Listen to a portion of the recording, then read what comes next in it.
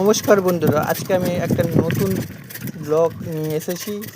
দেখো, বাবুদের স্কুলে যাওয়ার পথে বা আসার পথে জেলেপাড়ার ব্রিজের আগে কতগুলো সরকারিরা গাছ বসেছিল, সরকারি গাছ, কিন্তু সেগুলো আগাছা ভরে গেছে।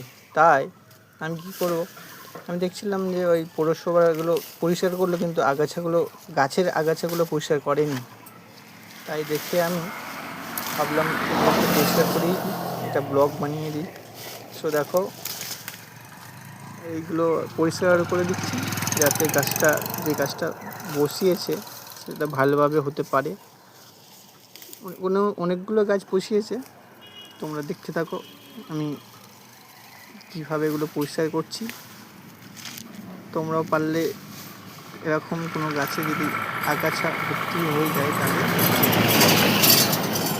সেগুলো পরিষ্কার করে দেয়, তাহলে গাছগুলো ভালো হয়।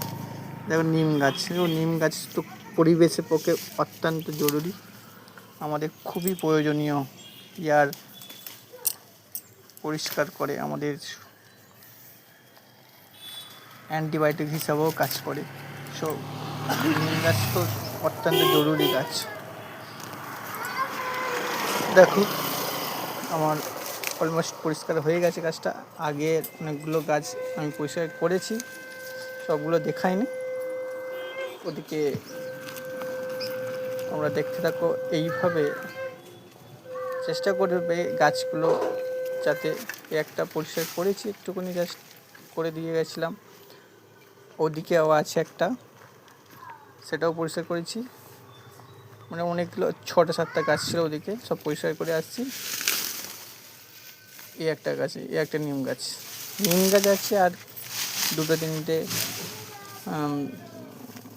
মেহগনি গাছ আছে, সেগুলো পরিষ্কার করে দিয়েছি যাতে গাছগুলো ভালোভাবে ডেভেলপ করে উপরের দিকে উঠতে পারে। তোমরাও চেষ্টা করবে, যদি কোনো গাছ বসানো থাকলে সেগুলো আগাছা পরিপূর্ণ হয়ে গেলে সেগুলো পরিষ্কার করে দেবে। এইভাবে পরিবেশের আমরা যে গাছ কেটে দিচ্ছি সেই গাছগুলোর পরিপূরক হিসাবে এই উদ্যোগগুলো খুবই ভালো, যে গাছ বসানো।